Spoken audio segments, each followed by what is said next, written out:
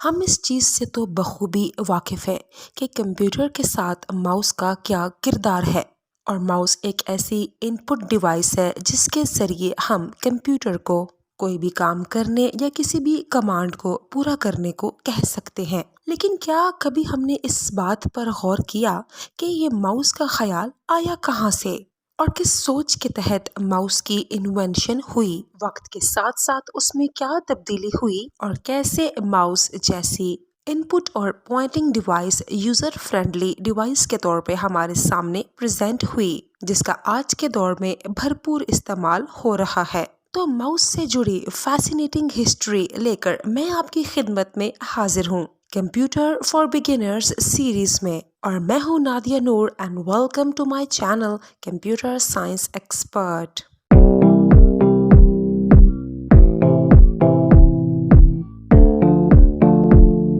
اگر آپ کو میری ویڈیو پسند آئے تو اسے لائک کیجیے، میرے چینل کو سبسکرائب کیجیے اور بیل آئیکن پر پریس کیجیے تاکہ آپ کو میری نئی آنے والی ویڈیوز کی نوٹیفیکیشنز مل جائیں۔ تو آج کا ہمارا ٹاپک ہے ماؤس کی ہسٹری، یعنی کہ ہسٹری آف ماؤس۔ 1950 کے آغاز سے پانچڈ کارڈز، اس کے علاوہ میگنیٹک ٹیپس اور کی بورڈ جیسی ڈیوائسز کا استعمال کیا جاتا تھا کمپیوٹر کو ان پٹ دینے کے لیے۔ لیکن پھر 1960 کے آغاز سے کسی ایسی ڈیوائس کا تصور کیا جانے لگا جس کے ذریعے بہت ہی آسانی کے ساتھ اور یوزر فرینڈلی وے میں کمپیوٹر کو ان پٹ دیا جا سکے۔ 1963 میں ڈوگلس اینجلبرٹ کی طرف سے اسٹینفورڈ ریسرچ انسٹی ٹیوٹ میں ماؤس کا پہلا کانسیپٹ دیا گیا۔ تو اس طرح ڈوگلس اینجلبرٹ نے ہیومن کمپیوٹر انٹریکشن کے لیے سب سے بیسٹ ڈیوائس یعنی کہ ماؤس کی بنیاد کو رکھا، اور جب اینجلبرٹ کی طرف سے اس ڈیوائس کو انوینٹ کیا گیا تو اس کا نام ماؤس تو تھا، لیکن اس کا structure X Y position indicator کہلایا، اور یہ لکڑی کا بنا ہوا ایک ماؤس تھا جس کے اوپر ایک سنگل بٹن تھا اور نیچے کی جانب دو ویلز تھے جو کہ اس ماؤس کو لیفٹ اور right, up and down position میں کرسر کو موو کروانے کے لیے استعمال ہوتے تھے۔ جس ڈائریکشن میں ہم اس ماؤس کو موو کرتے اسی ڈائریکشن میں ہمارا کرسر بھی موو کرتا اور ہمارے دیے ہوئے ٹاسک کو پرفارم کرتا۔ 1970 میں اینجلبرٹ نے اپنے اس ماؤس کے ڈیزائن کو پیٹنٹ کروا دیا، یعنی کہ اب اینجلبرٹ کے علاوہ کوئی بھی اس ماؤس کو نہ تو بنا سکتا تھا اور نہ ہی اسے بیچ سکتا تھا۔ لیکن پھر وقت گزرنے کے ساتھ ساتھ اینجلبرٹ نے اس ماؤس کے پیٹنٹ رائٹس کو اسٹینفورڈ ریسرچ انسٹی ٹیوٹ کو ٹرانسفر کر دیا۔ پھر 1972 میں فرسٹ کمرشل ماؤس کو لانچ کیا گیا۔ اس ڈیوائس کو بل انگلش کی طرف سے ڈیولپ کیا گیا، جو کہ SRI میں اینجلبرٹ کے ساتھ ہی کام کرتے تھے۔ انہوں نے اینجلبرٹ کے ماؤس کے ڈیزائن کو ہی ری انوینٹ کیا اور اسی ماؤس کو بال ماؤس کے طور پہ دوبارہ سے بنایا، جس کے نیچے بال استعمال ہوتی تھی کرسر کی موومنٹ کو کنٹرول کرنے کے لیے ویل کی جگہ پر۔ 1980 سے زیروکس نام کی کمپنی نے کمپیوٹر اور اس سے جڑی ڈیوائسز کی فیلڈ میں بہت اہم کردار ادا کیا۔ 1981 میں زیروکس کمپنی نے سب سے پہلا فرسٹ پرسنل کمپیوٹر لانچ کیا جس کے ساتھ ماؤس بھی موجود تھا، جسے زیروکس آلٹو کا نام دیا گیا۔ مطلب اس فرسٹ پرسنل کمپیوٹر کا نام زیروکس آلٹو تھا، جسے زیروکس پالو آلٹو ریسرچ سینٹر کی طرف سے ڈیولپ کیا گیا۔ اس پرسنل کمپیوٹر کے GUI یعنی کہ گرافیکل یوزر انٹرفیس نے اور ماؤس کے ڈیزائن نے آنے والے وقت کے لیے پرسنل کمپیوٹرز اور ماؤس کی بنیاد کو ڈالا۔ اب تھوڑا سا بات کرتے ہیں زیروکس کمپنی کے بارے میں۔ زیروکس کمپنی 1906 میں اسٹیبلش ہوئی as a photographic paper and equipment manufacturer کے طور پہ۔ اس کو لوکیٹ کیا گیا روچیسٹر، نیو یارک میں۔ زیروکس کمپنی نے ماؤس اور پرسنل کمپیوٹر کے علاوہ Ethernet cable, graphical user interface اور اس کے علاوہ ایسے کمپیوٹرز کو بھی بنایا جو کہ انٹرنیٹ کی کریشن میں بھی بہت مددگار ثابت ہوئے۔ اس کمپنی نے بہت سی ٹیک ڈیوائسز اور سافٹ ویئرز کی بنیاد کو رکھا، جیسے کہ laser printers, computer generated bitmap, modern text editors, اس کے علاوہ آبجیکٹ اورینٹڈ پروگرامنگ، लेकिन इन सब latest modern and long term inventions के बावजूद ये कंपनी इस फील्ड में आगे ना जा सकी, क्योंकि इस कंपनी ने अपने रियल टैलेंट और पोटेंशियल को नहीं पहचाना और उसके मुताबिक इन टेक डिवाइसेस को और इन सॉफ्टवेयर्स को डेवलप नहीं किया, बल्कि ज़ेरॉक्स कंपनी के इन्हीं तमाम आइडियाज़ को माइक्रोसॉफ्ट कंपनी और एप्पल कंपनी ने चुरा लिया। और वो ये बात वक्त से पहले जान गए कि ज़ेरॉक्स कंपनी को अपने पोटेंशियल का इल्म ही नहीं है, क्योंकि इन तमाम डिवाइसेस और सॉफ्टवेयर्स की इन्वेंशन से कंप्यूटर की फील्ड में बहुत बड़ा इनकलाब बर्पा हुआ, जिसमें ज़ेरॉक्स कंपनी इन तमाम डिवाइसेस और सॉफ्टवेयर्स की बुनियाद को डालने में कामयाब तो हुई, लेकिन उससे मजीद फ़ायदा ना उठा सकी, बल्कि माइक्रोसॉफ्ट और एप्पल जैसी कंपनीज ने ज़ेरॉक्स कंपनी के आइडियाज़ पर काम करके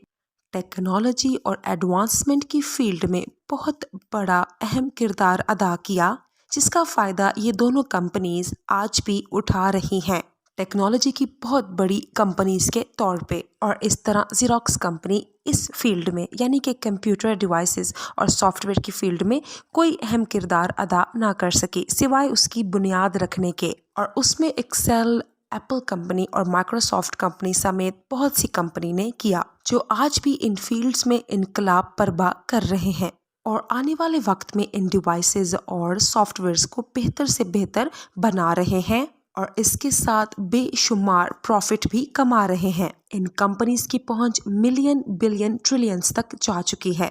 ज़ेरॉक्स इस फील्ड में तो कोई कामयाबी हासिल ना कर सकी, बल्कि इसे बहुत लॉस हुआ और आखिरकार ज़ेरॉक्स इस मैदान में पीछे रह गई, क्योंकि ज़ेरॉक्स का सारा focus digital printing, managed print services और उसके अलावा बिजनेस प्रोसेसिंग आउटसोर्सिंग पर था और स्टिल है। ये कंपनी आज भी मौजूद है। टेक्नोलॉजी की फील्ड में अपनी स्किल और टैलेंट को ना पहचानने की वजह से शायद ही उतना प्रॉफिट तो कमा नहीं पाई, लेकिन फिर भी प्रिंटिंग और फोटोग्राफिंग की फील्ड से जुड़कर और इस काम पर मजीद फोकस करके इस कंपनी ने अपने आप को इस्टेब्लिश किया हुआ है। उतना ज्यादा ना सही, लेकिन फिर भी काफी प्रॉफिट ये कमा पा रही है।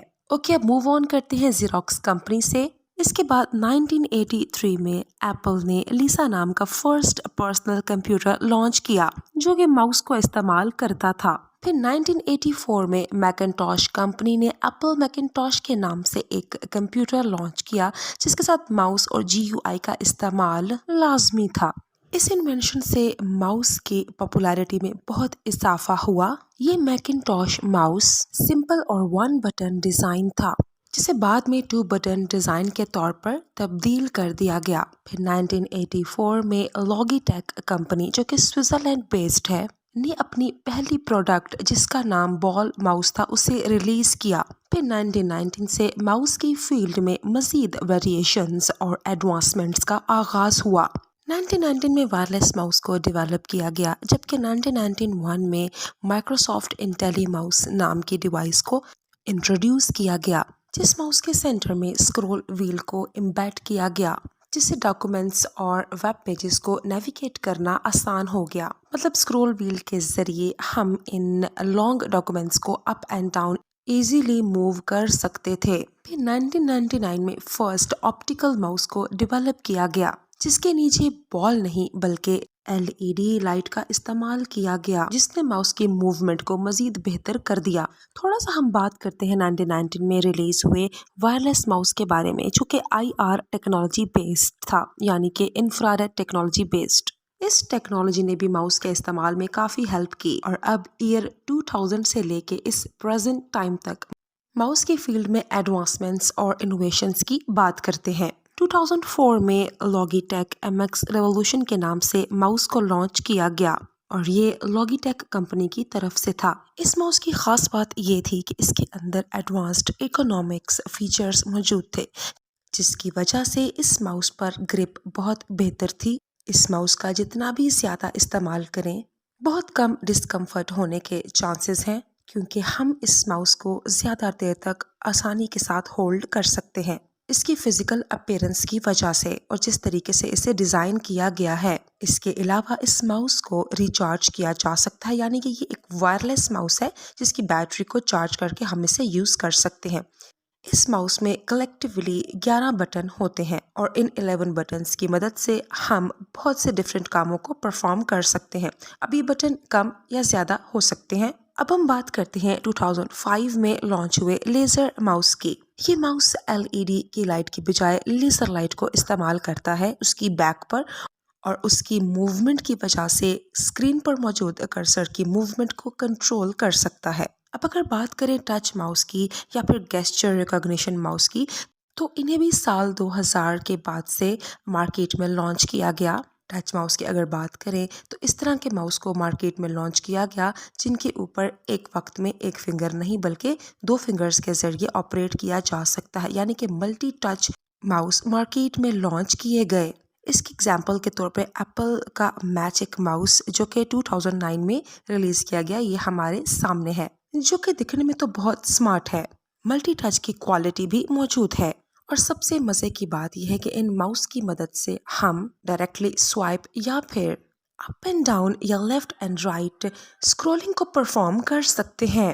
اس کے علاوہ ماؤس کے گیسچر ریکگنیشن فیچر کو بھی ہم یوز کر سکتے ہیں، جس کے لیے ہمیں اپنے کمپیوٹر یا لیپ ٹاپ کے ساتھ سینسرز کو سیٹ کرنا پڑے گا یا انسٹال کرنا پڑے گا، جن کی مدد سے ہم اپنے ہینڈ کی موومنٹ سے بنا ماؤس کو استعمال کیے کمپیوٹر یا لیپ ٹاپ کی اسکرین پر موجود کرسر کی موومنٹ کو کنٹرول کر سکتے ہیں، which is quite good and interesting کہ ہمیں ماؤس کی بھی ضرورت نہیں ہے، جسٹ سینسرز کی مدد سے ہم اپنے ہینڈز کے ذریعے ماؤس کا کام لے سکتے ہیں اور اپنے ہینڈز کی ڈفرنٹ موومنٹ سے ماؤس کے تمام فنکشنز یعنی کہ left button, right button, swipe up, swipe down یا پھر اسکرولنگ کا کام لے سکتے ہیں۔ اب 2010 سے لے کے اب تک کے اس دور میں وائرلیس اور بلوٹوتھ ماؤس کا استعمال کافی بڑھ چکا ہے۔ اب بلوٹوتھ ماؤس کا لیول وائرلیس ماؤس سے بھی ایک سٹیپ آگے چلا جاتا ہے، کیونکہ وائرلیس ماؤس میں تو ہمیں USB پورٹ کی ضرورت پڑتی ہے اور ایک USB کنیکٹر کی ماؤس کو کمپیوٹر کے ساتھ کنیکٹ کرنے کے لیے، لیکن بلوٹوتھ ماؤس میں ایسا نہیں ہوتا۔ وہ ماؤس جو بلوٹوتھ ٹیکنالوجی پر کام کرتا ہے اپنے سینسرز کی وجہ سے بنا USB پورٹ اور کنیکٹر کے کمپیوٹر یا پھر لیپ ٹاپ کے ساتھ کنیکٹ ہو سکتا ہے۔ صرف ہمیں ماؤس کی بیک پر موجود پیئر بٹن کو ایکٹیویٹ کرنا ہوتا ہے اور اس کے ساتھ ہی لیپ ٹاپ یا پھر کمپیوٹر کے اندر اس بلوٹوتھ ماؤس کا ڈیوائس ڈرائیور آٹومیٹیکلی انسٹال ہو جاتا ہے، جس کے تھرو ہم اس ماؤس کو کمپیوٹر کے ساتھ یوز کر سکتے ہیں۔ تو انہیں کہا جاتا ہے بلوٹوتھ ماؤس۔ اب نئی انوینشن کے طور پہ گیمنگ ماؤس ہمارے سامنے آیا، جس کے اندر بہت سے نیو فیچرز ایڈڈ تھے اور سٹل ہیں۔ گیمنگ ماؤس سب سے پہلے ایرگونومک ڈیزائن پر بیسڈ ہے، یعنی کہ اس ماؤس کو ایزیلی ہم ہینڈل کر سکتے ہیں اور زیادہ لمبے عرصے تک اسے ہولڈ کر سکتے ہیں، which is quite comfortable۔ اس میں RGB لائٹنگ ہے، یعنی کہ red, green and blue lighting ہوتی ہے، جو کہ ماؤس کے تھرو آؤٹ ڈیزائن میں امبیڈ کی ہوتی ہے، جو ریز کی شکل میں ہمیں نظر آتی ہے، جس سے گیمنگ ماؤس کا بہت زبردست ایفیکٹ نظر آتا ہے۔ اس کے علاوہ اس میں کسٹمائزیبل بٹنز بھی ہوتے ہیں، اور جو سب سے اہم چیز ان نیو گیمنگ ماؤس میں امبیڈ کی گئی ہے، اٹ از کالڈ DPI، یعنی کہ ڈاٹس پر انچ۔ اب یہ DPI کیا ہوتا ہے، چلیے اس کے بارے میں بات کرتے ہیں۔ یہ وہ سینسرز ہوتے ہیں جو کہ ماؤس کے اندر امبیڈ کیے جاتے ہیں، ماؤس کے اندر جنہیں پلانٹ کیا جاتا ہے۔ ماؤس کے اوپری سطح پر مڈ میں یہ چھوٹا سا ایک بٹن ہوتا ہے جسے DPI بٹن کہا جاتا ہے، اور اس کو کلک کرنے سے ہم ماؤس کی سپیڈ کو کم یا زیادہ کر سکتے ہیں۔ تو موسٹلی اس DPI بٹن کا استعمال گیمنگ ماؤس میں کیا جاتا ہے تاکہ ماؤس کی سپیڈ کو بڑھایا یا گھٹایا جا سکے اور گیمرز کسی بھی گیم کا فل پوٹینشیل حاصل کر سکیں ماؤس کے کرسر کی سپیڈ کے ساتھ، جو کہ DPI کے تھرو بڑھائی جا سکتی ہے اور جس کا لیول سپر فاسٹ کیا جا سکتا ہے۔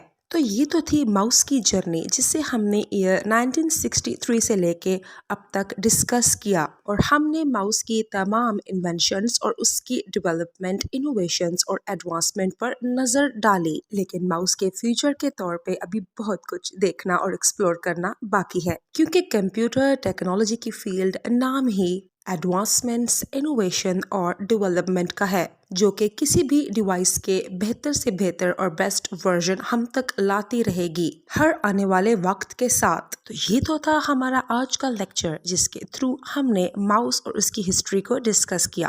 آئی ہوپ آپ کو یہاں تک बड़े अच्छे तरीके से माउस और उसकी हिस्ट्री की समझ आ गई होगी और आपने बहुत सी नई और एक्सक्लूसिव इंफॉर्मेशन को एक्सप्लोर किया होगा। तो मिलेंगे आपसे नेक्स्ट वीडियो में किसी नए टॉपिक के साथ। तो प्लीज़ मेरे इन सोशल अकाउंट्स को फॉलो करना मत भूलिएगा और मुझे सपोर्ट करना, क्योंकि आपकी सपोर्ट मेरे लिए बहुत इम्पॉर्टेंट है। और प्लीज़ मेरे चैनल को सब्सक्राइब करना, लाइक करना और वीडियो को शेयर करना मत भूलिएगा। एंड प्लीज़ कमेंट डाउन कि आपको वीडियो कैसी लगी, क्योंकि आपका ओपिनियन ही है जो हमें बेहतर से बेहतर बनाता है। तो मिलेंगे आपसे नेक्स्ट वीडियो में, तब तक के लिए गुड बाय।